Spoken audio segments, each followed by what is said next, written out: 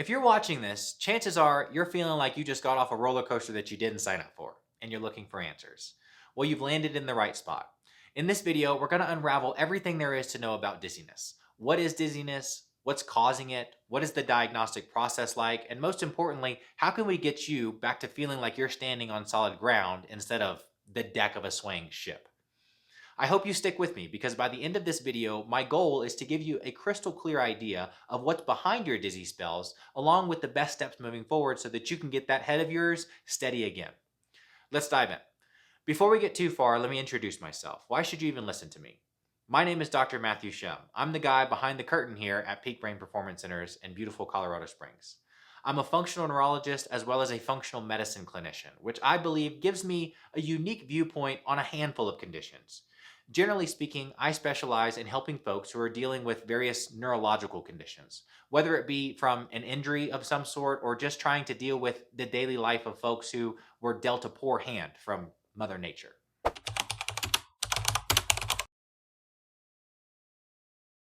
This is going to be a behemoth of a topic. So first up, I want to discuss red flags to be aware of when dealing with dizziness. Hopefully, if you're experiencing any of these, you're not also watching this video trying to decide what to do next. Ideally, this information gets stored away for later in the event that you or someone you know experiences dizziness in the future. If you're dizzy and you're also experiencing a sudden intense headache, and by headache I mean like the most intense headache of your life, chest pain, numbness or tingling, facial drooping, difficulty speaking or slurred speech, visual changes, difficulty walking or just a lack of coordination, loss of consciousness, severe nausea and vomiting, or a high fever. If you're experiencing any of the above, it would indicate some more serious conditions and you should seek out immediate medical attention.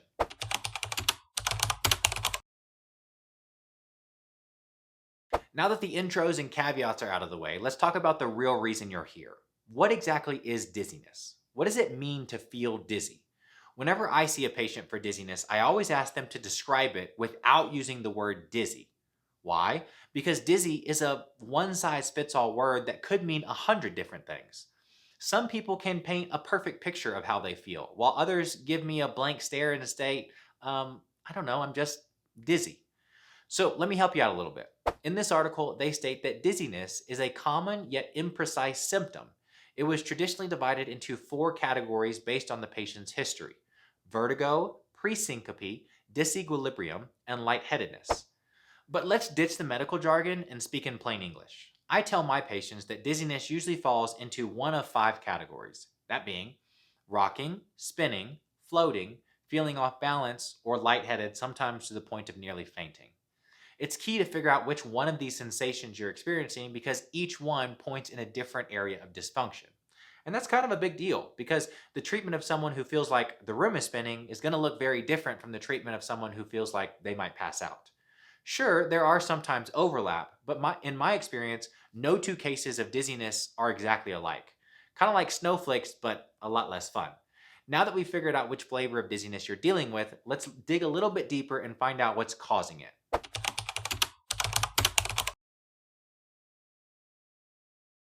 First, I'll walk you through the main systems involved, and then we'll break it down to figure out which one might be the culprit for your specific sensation. When it comes to dizziness, the most important thing to understand, no matter what type of sensation that you're feeling, is that your body relies on 3 systems working together to tell your brain where you are in space. Here's the example I like to use. Imagine you're getting in your car to head someplace that you've never been. You pop the destination into your GPS and it navigates you there because it knows where you're starting from. You can only get to point B if you know where point A is, right? Without a starting point, you're basically driving blind. The same goes for us humans. We're designed to move, so our brain constantly needs to know where we are. The 3 systems that are in charge of keeping your brain up to speed are your vestibular system, your proprioceptive system, and your visual system. These guys work together to give your brain the info it needs to keep you steady.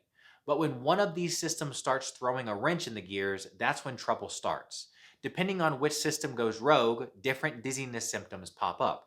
For example, if your vestibular system is off, you might feel like the world is spinning. And if it's a completely different system, you might feel like you're walking on a balance beam after a few too many drinks. These 3 systems work together like 3 crew members on a job site. Picture this. It's you, me, and one other person, each with our own task to keep this job on track. Now, let's say that I call in sick.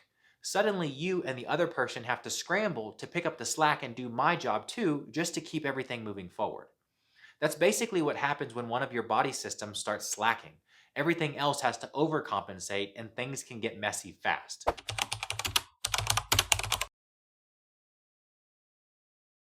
The first system we're talking about is your inner ear, or as the fancy folks call it, the vestibular system. Inside your inner ear, there are these little canals carved out of your skull. These canals have fluid within them, and whenever you turn your head, that fluid sloshes around, kind of like water in a bottle, though it's a bit thicker, but hopefully that gets the idea across. The movement of that fluid sends a signal to your brain letting it know exactly how you're moving. Whether you've tilted 20 degrees to the right or left or up or down, it's like having a built-in GPS just for your head.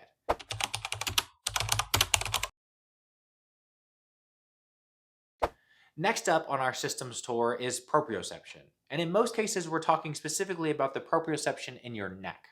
Remember how your vestibular system tells your brain where your head is. Well, how does your brain know where the rest of your body is in relation to your head? That's where the neck comes in. Let's do a little experiment. Turn your head to the right. Now, how does your brain know the difference of whether you just turned your head or if you kept your head still and moved your body to the left? In both situations, your chin is on your right shoulder, but you did two completely different moves. This is where proprioception comes in. When you turn your head to the right, the canals in your right inner ear, specifically the right horizontal canal, we'll get to that later, send a signal to your brain. But at the same time, the muscles in your neck are stretching and the joints of your neck are shifting positions. So now your brain gets input from both your inner ear and your neck, basically confirming, yep, we went that way. Now, if we keep your head still and turn your body instead, your inner ear stays quiet while your neck does all the talking. It's kind of like a roll call for your body. Your brain figures out who's talking, and from that, it deciphers whether you moved your head or your body or both.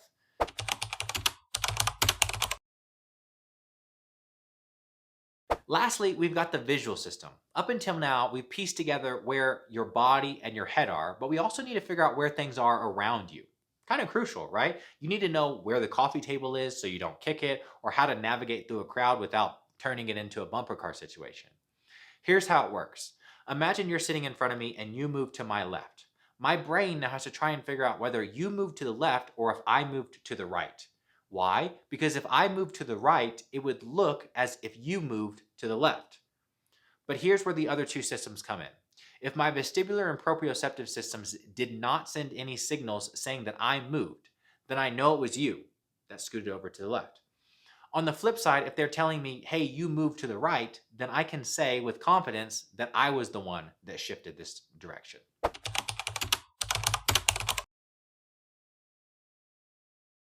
So now let's break down each one of these systems and what happens when one of them decides to take a nap on the job. We'll start with the vestibular system. Within the system, there are two general parts, the canals and the otoliths. The canals are the easier of the two to understand, so we'll kick things off there. The most common form of dizziness related to the vestibular system is called BPPV, which stands for benign paroxysmal positional vertigo. Sounds like a mouthful, but it basically means that you feel fine when you're still, and then the second you move your head, after a brief delay, it feels like the world starts spinning around you. The spinning usually settles if you keep your head still, but the second you move it again, boom, you're back to feeling like you're stuck on a carousel. So what's going on here? Inside your inner ear, there are these tiny hair cells with calcium crystals sitting on top of them. I was taught to think of it like a car antenna with an orange stuck on the end. These crystals, or that orange, give you a bit of weight to help detect the movement and then send that info to your brain.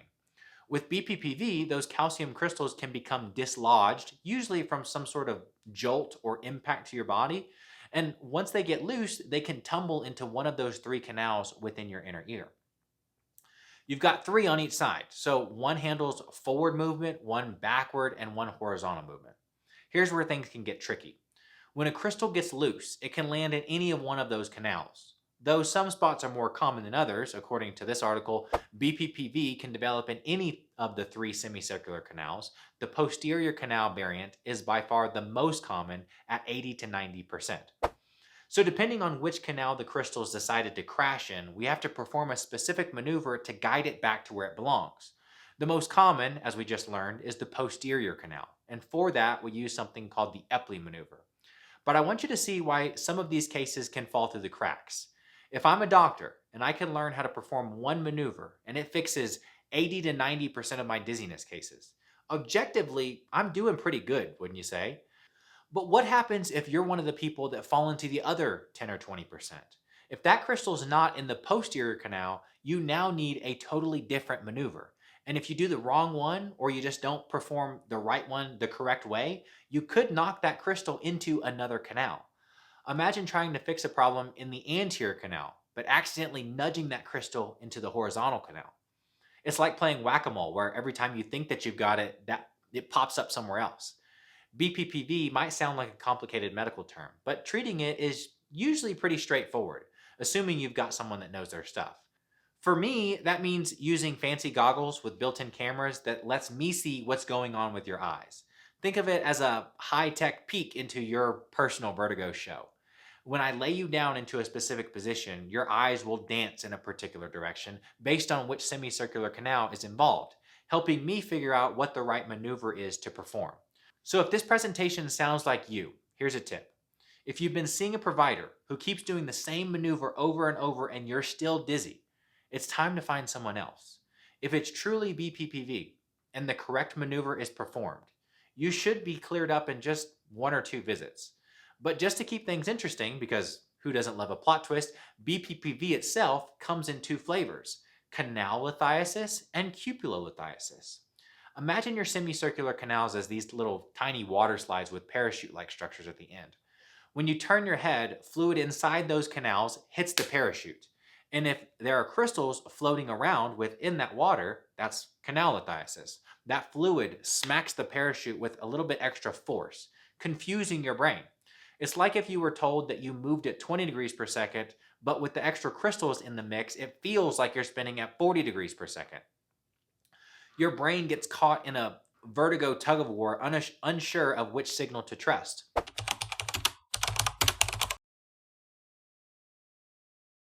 On the other hand, cupulolithiasis is the less common sibling in this dizziness family. In this case, the crystals stick to the parachute itself, that cupula. Picture it like having gum stuck to the bottom of your shoe versus it just being on the floor. With cupulolithiasis, these crystals are adhered to the cupula. And in that case, I'll still do whatever maneuver is called for while also adding in some vibration on the back of your skull with the intention of shaking those crystals loose.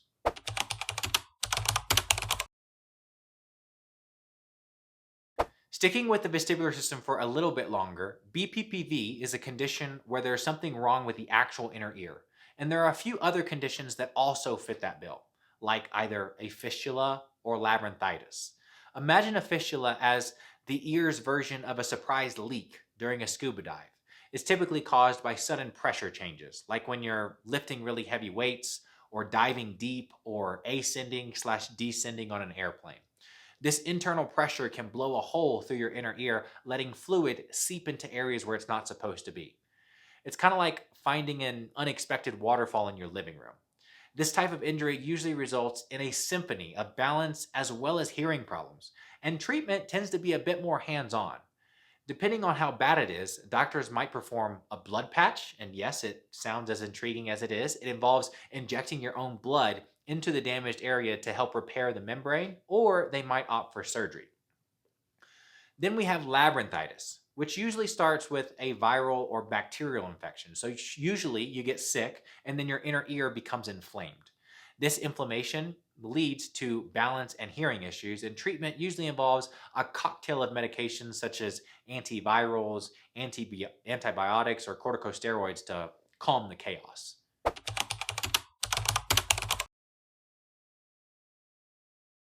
As we venture further inward from the inner ear, we encounter the vestibular nerve that carries signals from it to the brainstem. If you think of the inner ear as a fancy sound system, the vestibular nerve acts as a crucial cable connecting it to the brain's control center. Problems can crop up here too. The most common issue is vestibular neuritis, which is similar to labyrinthitis but involves inflammation or swelling of the vestibular nerve itself rather than the inner ear. It's often a sequel to a nasty illness where the nerve gets inflamed, interrupting its signal to the brain. It's like trying to listen to your favorite song with a faulty speaker. Everything sounds a little off. Another concern is structural abnormalities like an acoustic neuroma or vestibular schwannoma. These are benign but bothersome growths that slowly grow along the nerve, like an unexpected passenger on your nerve's journey.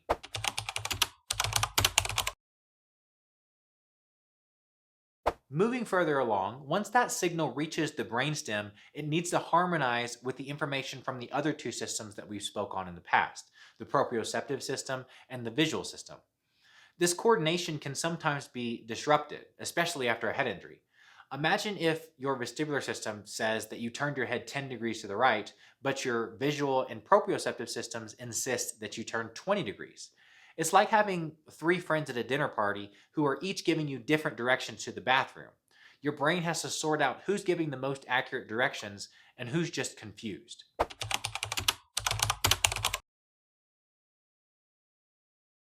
And let's not forget the otoliths, these tiny structures in your inner ear that detect translational movement, forward and backwards, side to side, and up and down. All the same rules apply to the otoliths in the sense that there could be an impairment in the inner ear itself, the vestibular nerve, and or the brainstem where that information is once again encoded with the proprioceptive and visual system. When there's an impairment in the otoliths, this can lead to sensations of floating or rocking, adding yet another layer to this whole dizzying experience.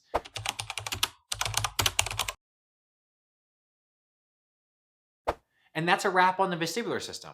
I hope this has shed some light on the complexity of this system and the diagnostic dance that your provider should perform to pinpoint not just that your vestibular system is at fault, but also exactly where that hiccup lies within it. Treatment for the canals is much different from the treatment of the otoliths. And if it's a peripheral issue, as in something wrong with the inner ear, it requires a much different treatment than a central issue, as in an integration of the vestibular, proprioceptive, and visual systems within the brainstem. It's all about making sure every part of that journey, from your inner ear to your brainstem, is in harmony so that you don't end up feeling like you're lost in a dizzying maze.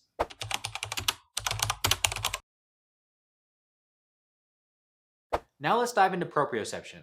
Proprioception is made up of the feedback that your brain is constantly receiving from your muscles and joints. Imagine this. If I close my eyes and flex my bicep, I have a pretty good idea of where my arm is based upon the contracture of my bicep, the lengthening of my tricep, as well as the changing angle of my elbow. That's proprioception in action. When proprioception is impaired, it often feels like you're wobbling on a tightrope, but it's not always a straightforward diagnosis. For instance, proprioception in your neck is particularly important. Ever heard of cervicogenic dizziness? It's a condition where your neck could be contributing to you feeling off balance. In this case, the proprioceptive feedback from your neck isn't syncing up with what your vestibular and visual systems are reporting, like a trio of musicians playing all different songs. To make sense of feeling off balance, picture this. If I'm standing perfectly straight, but my proprioceptive system is out of whack, it's like trying to navigate a maze with a faulty map. The balance between what your body senses its position and what other systems are telling you can make it feel like you're stumbling through a fog.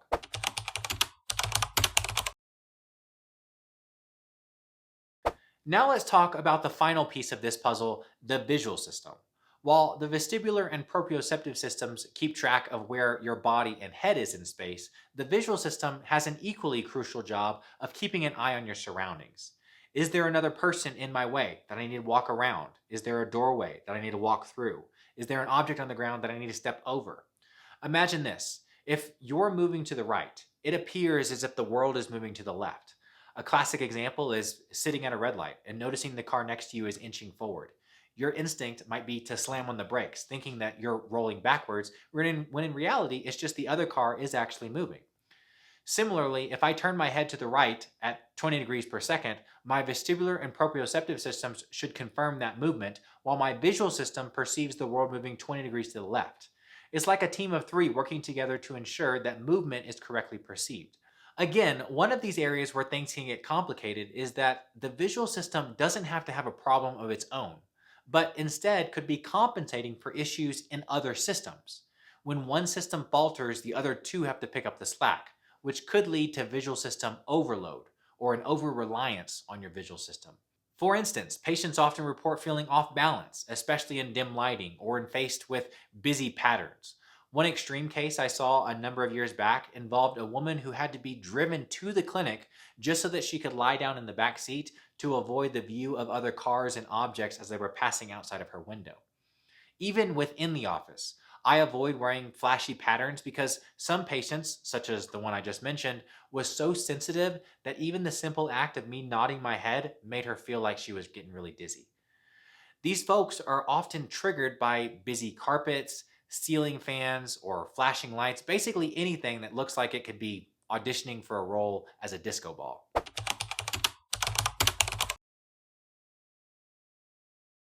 Now let's cover lightheadedness. When you're feeling lightheaded, it's often a sign that your brain isn't getting enough blood.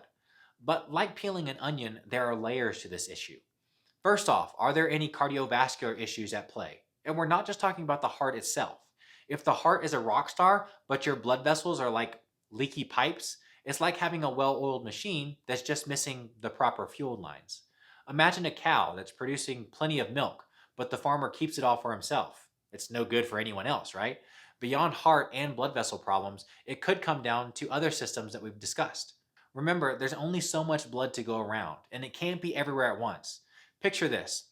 When I stand up, I need to redirect blood to my legs to support standing and also my head to keep me from feeling lightheaded. Gravity pulls blood away from my head. But thankfully, we've got a built in mechanism that tells the heart, hey, pump a little bit faster to get that blood back up to the brain. This can get a little bit tricky, so try and follow me. When I stand up, my heart should speed up just a touch to compensate for the blood that's leaving my head. And here's how you can think about it. Imagine that I have a cup and I place it underneath a faucet. Let's say that I keep that cup there for 10 seconds and then I tip it over, dump out the water, and then I do it again over and over again. In that 10 seconds, the cup will fill up a fairly good amount, right? But now compare that to only keeping the cup underneath that faucet for a single second. In that situation, I'll be flipping the cup over more frequently, but there'll be less water within that cup. And so the same thing applies to the heart. If my heart is pumping too fast, there will be less time in between each contraction. And between each contraction is when the heart actually fills, which means less blood is actually getting pushed to the brain. It's fascinating, to me at least, how the heart tries to make up for this blood deficit by speeding up, but if it overdoes it, it can actually make things worse. Take, for example, a recent case of mine, a young woman in her early 20s, athletic and fit, but was recently involved in a pretty gnarly car accident. During her initial exam, lying flat on her back, her heart rate was 100 beats per minute. And one piece of equipment that I use in office is called a tilt table. And when I raised the tilt table, I raised her into this standing position, and her heart rate soared to 136 beats per minute. And surprise, surprise, she felt extremely lightheaded.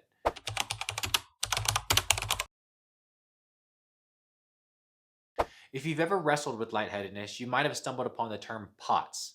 One of the possible mechanisms behind POTS is called neuropathic POTS, where blood tends to pool in the lower extremities like a traffic jam of red blood cells stuck in your legs. Imagine if your legs are hogging all the blood. Other parts of your body are now being left high and dry, kind of like a desert in the middle of a drought.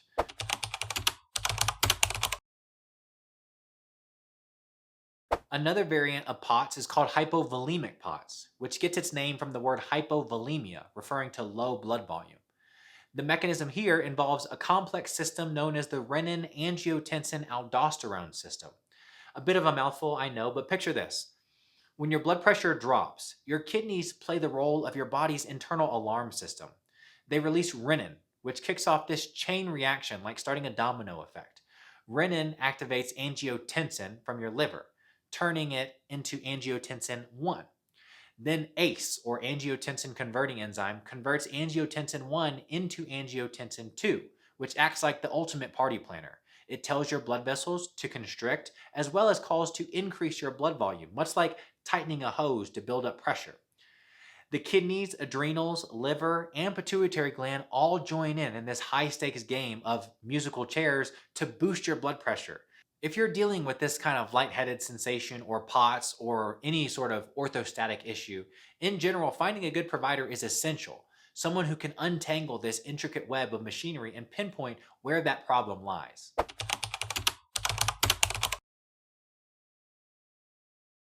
Another common culprit behind dizziness is blood sugar, specifically when blood sugar is out of whack, like a car with a sputtering engine.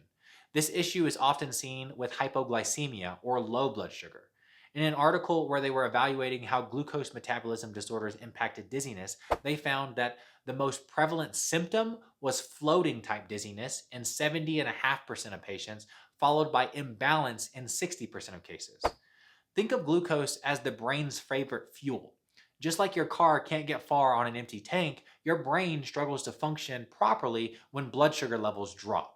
So if your brain's energy reserves are running low, you might end up feeling dizzy, like you're floating without a clear direction, or struggling to keep your balance as if you're walking on a wobbly plank.